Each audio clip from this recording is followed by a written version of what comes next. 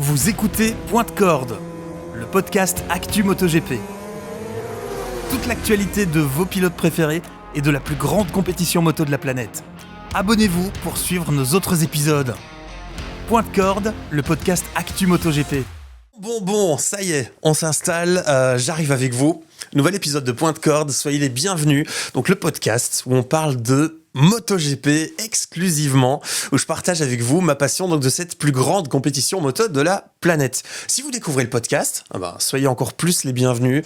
Je suis là depuis à peu près 2 mois et quelques jours maintenant, et j'ai l'occasion donc de vous proposer le plus d'épisodes possible. Mais pour que ça continue, j'ai besoin de votre soutien. Abonnez-vous si vous êtes sur YouTube, le pouce bleu, c'est super important, ça va permettre à beaucoup d'autres personnes de voir les vidéos et ainsi de suite. Si vous êtes sur les plateformes de podcast, Spotify, Apple Podcast, Deezer et tous les autres, bien là c'est la même chose, mais c'est avec les évaluations, vous savez, ces étoiles. Si vous pouvez aller m'attribuer les 5 étoiles, vraiment je vous dis merci, c'est super important. Là il y a un algorithme, et en gros l'algorithme, plus il y a d'évaluations, plus il proposera mon émission, mon podcast à de nouveaux auditeurs, et j'en ai bien besoin, donc voilà. Merci énormément et bienvenue pour ce nouvel épisode. Alors, le sommaire du jour, le choix du circuit. Changement de circuit avec les tristes événements de Valence. On en a assez largement parlé dans les précédents épisodes. Je vous y renvoie si vous le voulez. On n'a pas besoin de développer aujourd'hui. Mais donc, Barcelone, le circuit de Catalogne. Quel est l'impact sportif de ce choix? À savoir, je développe, est-ce que ça va avantager Jorge Martin ou Francesco Bagnaia dans la lutte pour le titre? Parce que oui, les pilotes ont leur circuit un peu favori, parfois un peu moins, et ça peut avoir forcément son petit impact ici, puisque les deux pilotes vont se tirer la bourre pour le titre. Bon, sachant que Jorge Martin a évidemment, on l'a beaucoup abordé, un solide avantage, 24 points d'avance sur Francesco Bagnaia, alors qu'il en reste pour rappel 37 à distribuer, puisqu'il y aura le sprint du samedi 12 points et la course du dimanche 25 points dans les deux cas en cas de victoire. Vous écoutez Point de Corde. Pour la faire bref, sur le choix, on n'en reparlera pas. J'ai assez expliqué pourquoi je pense que c'est un bon choix Barcelone. J'aurai la chance d'être sur place. Je vous le rappelle vite fait d'ailleurs, Point de Corde sur Instagram, Point de Corde Podcast, et sur Facebook également Point de Corde, le podcast MotoGP. Je vais essayer sur place évidemment de vous faire vivre l'événement. Alors, point de vue sportif, j'ai pris des notes une fois de plus. Je suis allé m'intéresser au circuit de Barcelone et aux performances des 2 pilotes leaders du championnat là-bas. Retour sur le week-end de Barcelone, le précédent qui a eu lieu cette année, la course de Catalogne, c'était le 26 mai. Donc ça date tout de même, on était dans une autre spirale du championnat, je dirais.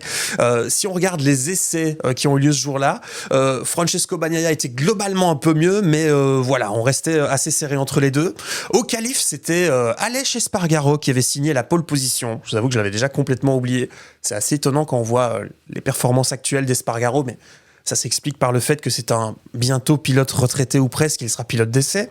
Bagnaia était 2e et Jorge Martin 7e. Alors c'est à mettre en grande parenthèse parce que Jorge Martin, il est monté en puissance dans la suite de la saison. Alors Espargaro avait gagné le sprint le samedi devant Marc Marquez et Pedro Acosta. Martin était 4e et Bagnaia était out, il avait chuté au dernier tour. Rappelez-vous, c'était sa 3e chute consécutive, c'était ce moment de grosse crise de confiance pour Francesco Bagnaia. Espérons que ça lui soit complètement sorti de la tête, évidemment, mais le dimanche matin, il nous avait fait une Bagnaia, puisque il était monté sur la moto et il avait gagné la course. Alors si on remonte à 2023, oui on pourrait, on peut aller la saison précédente, Bagnaia il avait signé la pole position pour pouvoir démarrer donc premier, et Espargaro, encore lui, avait gagné le sprint devant Bagnaia et Martin avait terminé 5e. Bon, ça c'était l'an dernier, est-ce vraiment important? La course avait de nouveau été gagnée par Espargaro qui décidément est sur un circuit qu'il affectionne particulièrement, et Bagnaia avait chuté dès le début. Rappelez-vous, c'était ces terribles images de Bagnaia qui chutait dans les premiers virages et qui s'était fait rouler sur la jambe. Ça avait été terrifiant et heureusement pas trop grave de conséquences. Martin avait pris lui ce jour-là la 3e place. Alors ce qu'on peut conclure de tout ça, c'est que Bagnaia a un petit avantage, mais encore il est mince, on est assez à la régulière entre les deux pilotes, ce qu'on a eu l'habitude de voir, mais imaginons que le week-end se déroule de nouveau de la même façon, ce serait un avantage qui ne permettrait pas à Francesco Bagnaia d'aller chercher le titre, puisque globalement donc Jorge Martin a été assez régulier et pas si loin derrière. Ce serait suffisant pour Jorge Martin pour aller chercher la couronne mondiale. Ça c'est si on se base sur les performances passées. Il y a évidemment d'autres éléments qui vont interférer et qui là ne sont pas forcément liés au circuit, quoique, c'est que sur la piste, il y a d'autres pilotes et il y a d'autres enjeux. Vous le savez, la 3e place qui va se jouer entre Marc Marquez et Enea Bastianini. Marquez, à la précédente course, il avait terminé la course à la 3e place, mais à 10 secondes de Francesco Bagnaia. Bon, on sait que Marquez, aujourd'hui, a un meilleur rythme sur la Ducati qu'il l'avait à ce moment-là, donc il pourrait être un peu plus devant. Si Marc Marquez se retrouve mêlé à cette bataille, on sait que voilà, lui, son but, ça va être de gagner la course. Il va peut-être pas faire de folie, mais s'il doit y aller, il ira. Et donc, ça peut interférer sur la course de l'un ou de l'autre. Ni Pecco Bagnaia ni Jorge Martin ne sont totalement à l'abri d'une attaque de Marc Marquez, et c'est ça qui fait la beauté du sport MotoGP, même si là-dessus je sais qu'il y en a qui seront pas d'accord avec moi. À noter également, Fabio Quartararo avait terminé à la 9e place de cette course, à un moment où la Yamaha c'était bof. Aujourd'hui la Yamaha semble aller un petit peu mieux, peut-être qu'on verra un Fabio Quartararo dans un chouette week-end, et donc pourquoi pas, surtout à l'entame de course, le voir dans, alors pas les premières positions, mais qui sait, je serais pas si surpris que ça de le voir dans un top 5, top 7, top 8, allez, on verra. Alors, je suis allé rechercher des données encore dans le passé sur des pilotes qui ont inversé la tendance. Alors, avant, évidemment, il va falloir que Francesco Bagnaia débute la course avec la même mentalité que la précédente. Qu'au sprint, là aussi, ils partent le couteau entre les dents, mais sans chuter. Voilà, là, il peut plus faire d'erreur. On peut déjà dire qu'il ne pouvait plus. Là, voilà, c'est vraiment zéro erreur obligatoire. Certains pilotes ont inversé la tendance. C'était le cas de Nicky Hayden en 2006. Alors, le retard était bien moins conséquent. Il avait 9 points de retard sur Valentino Rossi en arrivant à la dernière course de Valence. Et Rossi avait chuté et finalement donc perdu le titre, si je me rappelle bien, terminé 13e. C'est juste de mémoire, dites-moi si je me trompe, mais je pense qu'il avait terminé 13e de cette course en étant remonté sur la moto. Alors, oserais-je parler du fameux titre de 2015 ? Tant il est toujours dans les mémoires et tant il fait toujours autant débat, que ce soit sur les réseaux sociaux ou ailleurs. Mais, Valentino Rossi arrivait à Valence avec 7 points d'avance, mais vous savez que c'était la course suivant l'incident qui avait eu lieu entre Valentino Rossi et Marc Marquez. Le fameux coup de pied, pas coup de pied... Je reviendrai pas là-dessus, je m'y risquerai pas. Mais en tout cas, Valentino avait dû démarrer en fond de grille. On se doutait que ça allait être très compliqué pour lui. Il avait entamé une remontada. Dieu sait s'il en a fait, mais celle-là n'avait pas suffi. Et cette année-là, c'est Jorge Lorenzo qui avait terminé champion du monde. Voilà, donc...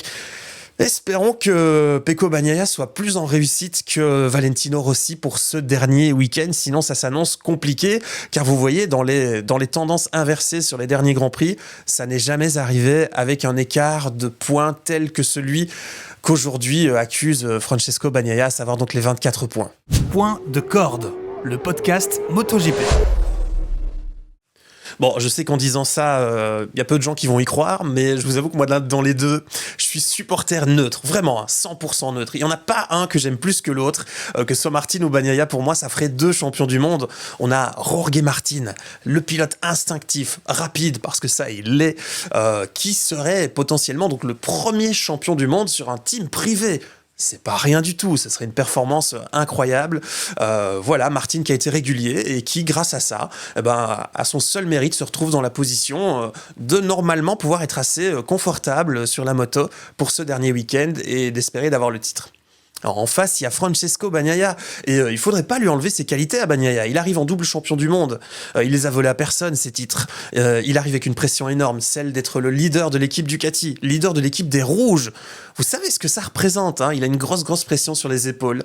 Il a aligné un nombre de victoires impressionnant cette année. Alors la compétition est ce qu'elle est aujourd'hui, il y a les sprints, et malheureusement pour lui, il a chuté un petit peu trop, donc ça a atténué ses chances, mais avec autant de victoires, c'est assez incroyable de se dire que peut-être il ne sera pas champion du monde. Mais tout ça mis ensemble, si en plus il renversait la vapeur à la dernière course avec la pression qu'il a là sur les épaules, sincèrement personne ne pourrait lui enlever ce titre.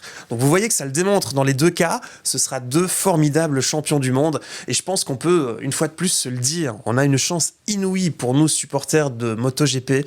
Ça fait 3 ans que le final se joue à la dernière course, et ici peut-être que ce sera encore plus que jamais, avec 2 pilotes qui ont été incroyables durant toute la saison, qui sont 2 excellents pilotes qui n'ont rien volé à personne. C'est vraiment l'essence même de ce qu'est le MotoGP. Moi, j'adore en tout cas. Donc voilà, le final d'anthologie. Ne boudons pas notre plaisir. Cette grande fête qui en plus sera à l'initiative de Valence pour supporter la reconstruction et tout ce qui est nécessaire pour aider les sinistrés là-bas. Bref, plein de bonnes raisons de communier, de se retrouver ensemble pour ce dernier Grand Prix de la saison. Bon, bah ça y est, nous voilà au bout de cet épisode. Alors c'est un peu spécial parce que la prochaine fois qu'on va se retrouver, on tiendra le nouveau champion du monde puisque je ne ferai plus d'épisode avant la course de Barcelone. On débriefera donc ce final. Je pense que je vais également faire un épisode avec les notes globales des pilotes pour la saison. Bref, on aura beaucoup de choses à se dire quoi qu'il arrive. Soyez là pour ce dernier rendez-vous. Je vous rappelle également que je serai sur place à Barcelone. Je vais essayer de vous faire vivre ce qui se passe dans les coulisses, voilà ce que j'ai l'occasion de ramener là-bas. Donc si vous voulez voir ça, allez vous abonner également sur le compte Instagram et sur le compte Facebook de Pointe Corde. Et alors je le redis, j'ai tellement besoin de vous pour que ce podcast continue à grandir.